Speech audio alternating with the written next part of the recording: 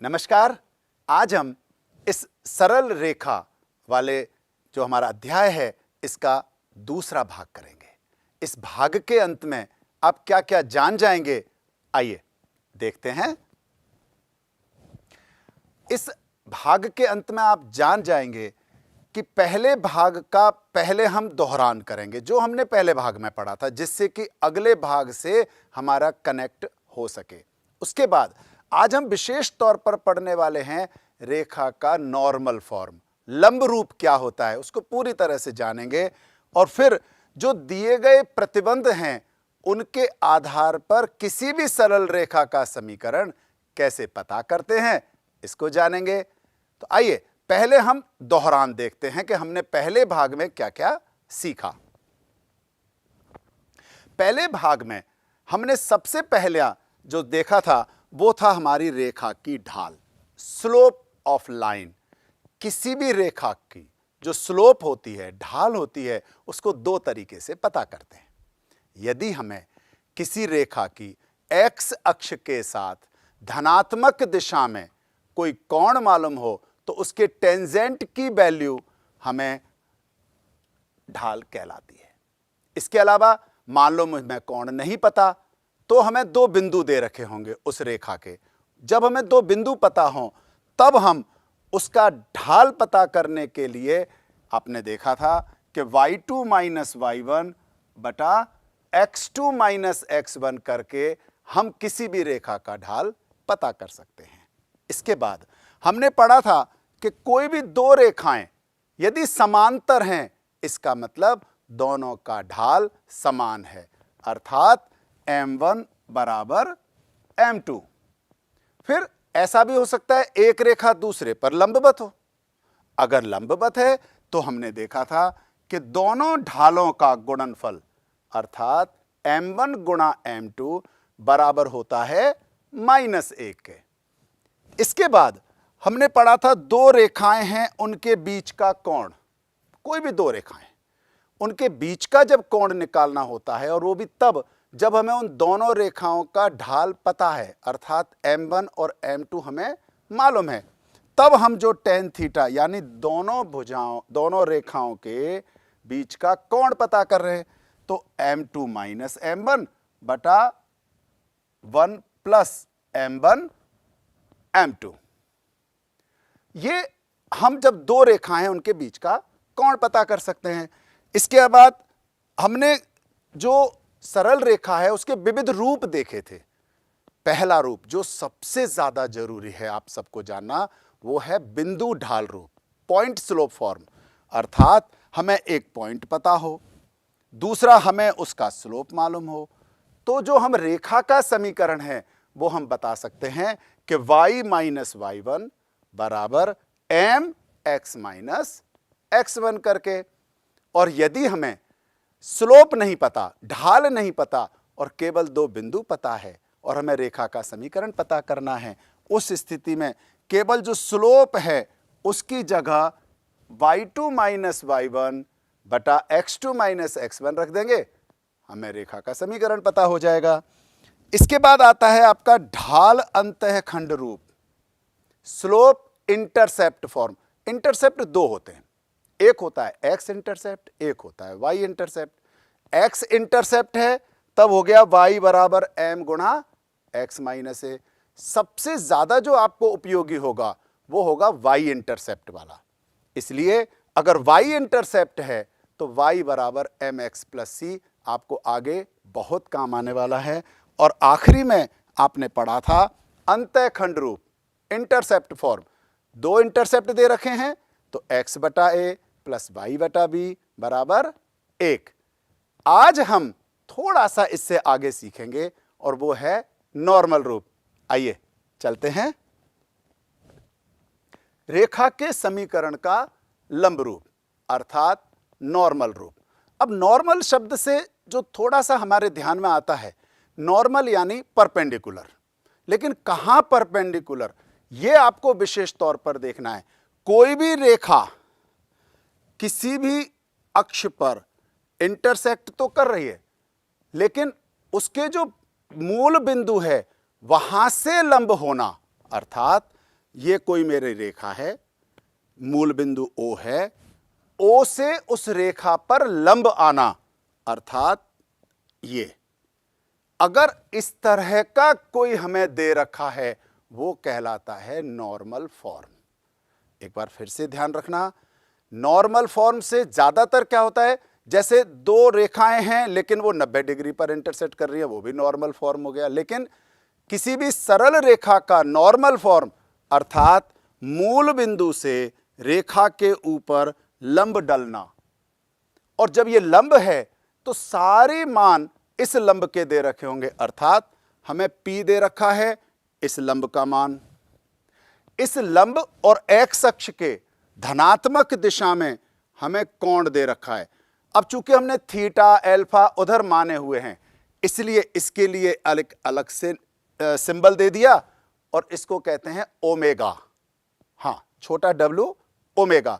तो हमें P है मूल बिंदु से दूरी, लंबवत दूरी, और लंब और एक्स अक्ष के बीच का कोण ओमेगा। अगर ये दो चीज दे रखी हों तो इस समीकरण, रेखा का समीकरण कैसे पता करें? बहुत आसान है। आप जानते हो कि यहां से अगर मैं लंब डाल दूं तो ये एक समकोण त्रिभुज बन जाता है, जैसा आप यहां देख रहे हैं। अगर ये समकोण त्रिभुज बन गया तो आप ध्यान से देखो कि इसमें यह है एक्स अक्ष पर अपने मान, और यह है वाई अक्ष का मान। अगर मैं इसको मान लेता हूं x और ये ले लेता हूं y, आप जानते हो आधार बटा कर्ण cos थीटा होता है, तो इसका मतलब x का मान हो जाएगा p cos ओमेगा और y का मान हो जाएगा p sin ओमेगा। जब p cos omega p sin omega मेरे कोऑर्डिनेट हो गए p बिंदु के, मेरे पास एक बिंदु ये हो गया, दूसरा मेरा 0 0 हो गया। मैं 2 पॉइंट फॉर्म से आसानी से अपना जो ये रेखा है इसका समीकरण पता करने की कोशिश करूंगा। एक और तरीका भी है, मैं इन दोनों बिंदुओं से पहले इस वाली रेखा का स्लोप यानी ढाल पता कर लूं। इस रेखा का जो स्लोप होगा इस वाली रेखा के स्लोप के -1/m होगा। इस तरह से मैं इस रेखा का समीकरण पता कर सकता हूं, जो बहुत ही इंटरेस्टिंग आएगा। x cos omega plus y sin omega equal to p, अर्थात मुझे ये कोण दे रखा है तो cos ओमेगा sin ओमेगा मैं मालूम कर लूंगा। x cos omega plus y sin omega बराबर p का मान रख करके मैं आसानी से समीकरण का लंब रूप पता कर सकता हूं। आइए एक उदाहरण देखते हैं। उस रेखा का समीकरण ज्ञात कीजिए जिसकी मूल बिंदु से लंबवत दूरी, इसको देखते ही आपको समझ जाना चाहिए कि यह नॉर्मल फॉर्म है। जब मूल बिंदु से दूरी दे रखी हो लंबवत और धन एक्स अक्ष और लंब के बीच का कोण दे रखा है 30 डिग्री, अर्थात आप जब हल करेंगे तब आप लिखेंगे, हल में सबसे पहले दिया है। अब दिया है में आपको क्या क्या दे रखा है, आप देखें। आपको पहला मान दे रखा है मूल बिंदु से लंबवत दूरी, अर्थात P बराबर दे रखा है 5 इकाई। इसके बाद आपको ओमेगा की वैल्यू भी मालूम है, ओमेगा दे रखा है 30 डिग्री। अब P और ओमेगा पता है तो समीकरण आप लिखेंगे, रेखा का समीकरण आपको पता है कि रेखा का समीकरण होता है x cos ओमेगा अर्थात 30 डिग्री जमा y sin 30 डिग्री बराबर p यानी 5। सिंपल, आपको प्रश्न यहीं छोड़ना है, का नॉर्मल फॉर्म हो गया। और अगर आप साइन और कॉस का मान रख देंगे तो आप जानते हो कि कॉस 30 का मान साइन 60 के बराबर होता है, अर्थात वर्गमूल 3/2, और साइन 30 का मान 1/2 आप रख करके समीकरण, सिंपल समीकरण भी पता कर सकते हैं। आइए कुछ विशेष प्रश्न इसमें देखते हैं कि हमें जो प्रतिबंध दे रखे हैं उन प्रतिबंधों के आधार पर हम कुछ विशेष रेखा के समीकरण कैसे पता करते हैं। चलते हैं।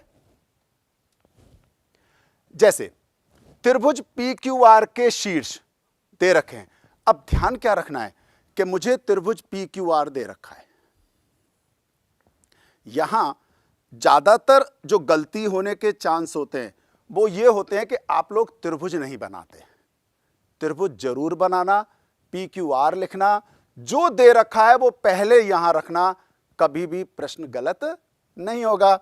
जैसे P का मान है 2 1, Q का मान है -2 3 और R का मान है 4 5। ये आपने देखकर लिख लिया। अब आपने क्या देखा, शीर्ष R से, अब ध्यान करना जहां पर गलती होती है, शीर्ष R से जाने वाली माध्यिका का समीकरण निकालो। शीर्ष R कहां है, यहां है क्या? नहीं है, लेकिन ज्यादातर बच्चे यहीं से माध्यिका बनाते हैं। R है यहां, तो यहां से जब माध्यिका आप बनाओगे तो ये माध्यिका, माध्यिका का मतलब है इन दोनों के मध्य बिंदु से जाने वाला, ये माध्यिका हो गई। अब अगर मैंने इसको S रखा, यहां R से जा रहा है, R के मुझे निर्देशांक पता है 4 5, लेकिन S का तो नहीं पता। पता है कैसे? मध्य बिंदु के निर्देशांक आपने पढ़ा है। मध्य बिंदु के निर्देशांक के लिए दोनों के x अक्ष को जोड़ दो, 2 का भाग लगा दो, दोनों के y अक्ष को जोड़ दो, 2 का भाग लगा दो। आसान है ना? तो S के निर्देशांक 2 - 2 बटा 2 यानी 0। 1 + 3 4, 4 का आधा 2। इसका मतलब S के निर्देशांक पता लग गए, R के निर्देशांक पता है। जब 2 निर्देशांक पता है, आप आसानी से समीकरण पता कर सकते हैं। दूसरा उदाहरण देखते हैं।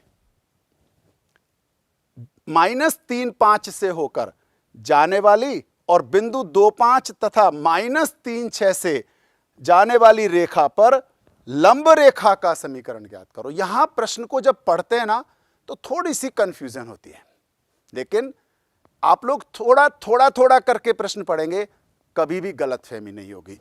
थोड़ा थोड़ा पढ़ते हैं कि -3 5 से होकर के जाने वाली, ठीक है जी, तो -3 5 से होकर के तो वो रेखा गुजर रही है। दूसरी बात, बिंदु 2 5 और -3 6, 2 5 और -3 6 से जाने वाली रेखा पर लंब रेखा है, यानी इन 2 बिंदुओं पर जो रेखा जा रही है उस पर वो लंब है। अब यहां आपको ध्यान आ जाना चाहिए, अगर हमारी जिस रेखा का समीकरण पता करना है वो इन 2 बिंदुओं वाली रेखा पर लंब है, इसका मतलब क्या है, जो इसका स्लोप होगा उसको -1/m कर देंगे और -1/m करते ही वो स्लोप आ जाएगा। ये बिंदु दे रखा है, आराम से समीकरण पता कर सकते हैं पॉइंट स्लोप फॉर्म से। तो इनका स्लोप कैसे पता करें? आपको पता है कि इस लाइन का स्लोप y2 - y1, यानी आप m1 निकाल सकते हो 6 - 5 1, x2 - x1 -3 -2 -5 हो गया। ये तो रहा उस 2 बिंदुओं वाली रेखा का समीकरण, लेकिन मुझे जिसका समीकरण निकालना है उसका स्लोप निकालना है। मान लो वो m है, तो वो होगा -1/m1, अर्थात साइन भी बदलेगा और रेसिप्रोकल उल्टा हो जाएगा, व्युत्क्रम हो जाएगा, और ये हो गया 5। तो जिस रेखा का मुझे समीकरण निकालना है उसका बिंदु ये हो गया, ढाल ये हो गया। बिंदु ढाल रूप से आसानी से मैं समीकरण पता कर सकता हूं। ध्यान आ गया होगा। आगे देखते हैं। समीकरण निकालना है दोनों अक्षों से, अर्थात जिसके अंतःखंड समान हो। मान लो ये कोई मेरी रेखा है और ये रेखा दोनों अक्षों से समान अंतःखंड बना रही है। समान अंतःखंड का मतलब हुआ ये भी A है और ये भी A है। जैसे हम पहले B लेते थे, अब दोनों बराबर हैं। तथा अगर मान लो ऐसा हो कि एक बिंदु है -1 2। तो ऐसी रेखा का समीकरण जो दोनों अक्षों से समान अंतःखंड बनाए और -1 2 से पास हो, कैसे निकालेंगे? आप जानते हो कि अंतःखंड का जो समीकरण होता है वो होता है x बटा a प्लस y बटा b बराबर 1। चूंकि दोनों बराबर हैं इसलिए हमें b की जगह भी a लिखना होगा और उसके साथ ही x और y का मान -1 और 2 डालना होगा। उसके बाद आसानी से आप समीकरण पता कर सकते हैं। कैसे? आइए देखते हैं कि x की जगह मैंने लिखा -1 बटा a जमा y की जगह लिखा 2 और यहां पर भी आ गया मेरा a, फिर बराबर में 1। आप जानते हो कि इसमें अगर मैं a लघुत्तम ले लूं तो ये हो गया -1 जमा 2 बराबर 1 और इस तरह से a का मान मेरा हो गया 1। तो जब a का मान 1 हुआ तो समीकरण कितना होगा? आप देखें, मेरा समीकरण हो जाएगा x प्लस y बराबर 1।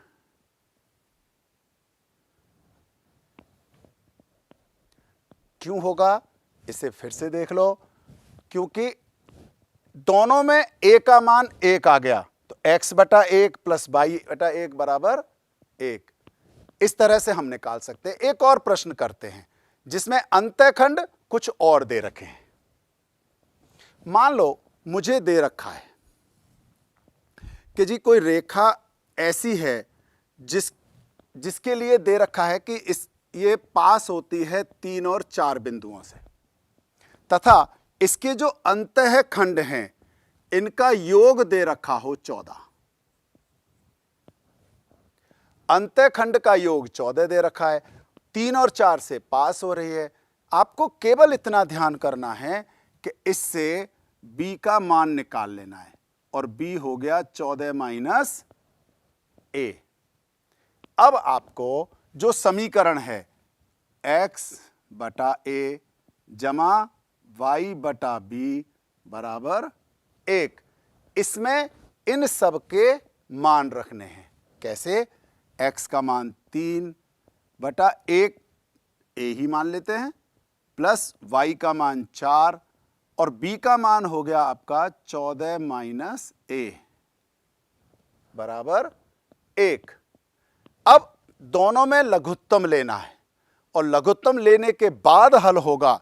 अगर मैं लघुत्तम लेता हूं तो मेरा लघुत्तम दोनों का आ जाएगा a गुणा 14 माइनस a, 3 से गुणा हुआ, ठीक है ना, 14 × 3 = 42 माइनस 3a प्लस 4a बराबर 1।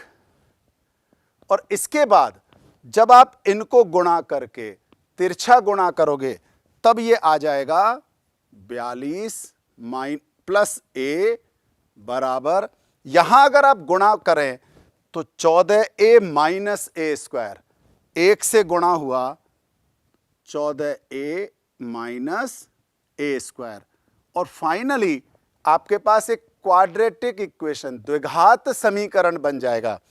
a स्क्वायर को इधर लाए, a स्क्वायर, 14a भी बाईं तरफ आया माइनस 14a और इधर है प्लस a, तो ये हो जाएगा माइनस 13a और फिर बचा 42 बराबर 0।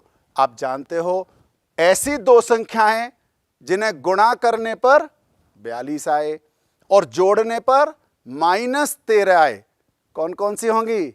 -7 और -6, है ना। इस तरह से इसके गुणनखंड हो जाएंगे a-7 और a-6 बराबर 0। जैसे ये हुआ आपके पास a के 2 मान आ गए, 6 भी हो सकता है और 7। जब a के 2 मान आ गए, आप जब b में रखोगे तो b के भी 2 मान आपको पता चल जाएंगे। अगर a का मान 6 है तो b का मान कितना हो जाएगा 8। और अगर a का मान 7 है तो b का मान हो गया 7। तो आपके पास दो समीकरण ऐसे हो गए, ये ध्यान करना। x बटा अगर a का मान 6 है तो y बटा 8 बराबर 1, या x बटा 7 जमा y बटा 7 बराबर 1। इस तरह के समीकरण में आप चाहें तो यहां भी छोड़ सकते हैं, लेकिन इस वाले में आपको 7 लघुत्तम लेकर के x जमा y बराबर 7 करना ज्यादा सही रहेगा। तो इस तरह से अंतःखंड के प्रश्न भी आप आसानी से कर सकते हैं। तो आज इस पूरे एपिसोड में आपने एक तो पहले की सारी चीजें पढ़ी, जो भी इसकी मुख्य चीजें हैं। दूसरा, लंब रूप विशेष तौर पर आपने देखा, जिसमें सबसे ज्यादा कंफ्यूजन सी हमारी होती है। कुछ विशेष प्रश्न, जिन प्रश्नों को डायरेक्ट नहीं होते लेकिन हमें उस पर अभ्यास करना होता है, जो बहुत आसान है। इस तरह से आपको ये सब कुछ बहुत आसान लगा होगा। आप लोग अभ्यास करें, निश्चित तौर पर इस पूरे अभ्यास आपको सबसे ज्यादा आसान लगेगा। आप लोग करें। बहुत बहुत धन्यवाद।